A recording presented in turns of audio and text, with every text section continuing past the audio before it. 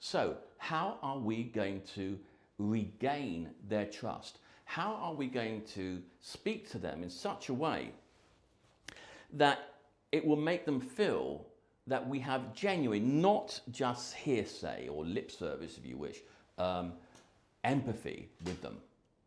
One of the ways of doing this is something which I've developed, which is an update, if you wish, on the classic Maslow theory. Now, we all know Maslow, and what would a business book be without mentioning good old Maslow? Well, the trouble I think with Maslow is I think it's great for its time, but I think it is a bit redundant now. That's why I've come up with a new way of looking at things.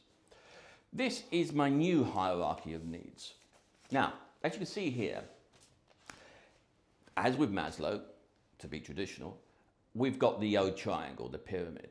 Now, at the bottom of the pyramid, this time, what we've got is belief, because the first thing that a brand has to do, it's got to be able to convince people that, from one point of view, that they can believe that it will at least be available there. So that's at the very, very bottom of the pyramid. So it will do as advertised, if you wish. So that's the belief. I believe it would do as advertised. Now, the second one is going to be trust. And the trust is the brand message shows through demonstration that you can have the confidence to trust that it will do what you hoped it would do. So let's just recap very briefly. First one, it's going to be available. Second one, you're going to have to trust that it's going to actually do what it says it's going to do. The third one up is going to be faith. Now, faith is really very, very interesting, because faith, if you have faith in something, it means that even if a competitor, if you wish, or a party with an opposing view is going to say, well, this is a lot of hogwash or whatever it might be, because you're practicing something every day, you're doing it, for example, you're working on your Apple computer or your Windows computer, whatever it might be, because you're doing this every day, you actually have the faith which is so strong that it can't be made to wobble, if you wish. Okay, that's great. But what next? Well, I think the top of this pyramid is going to be what I call hope.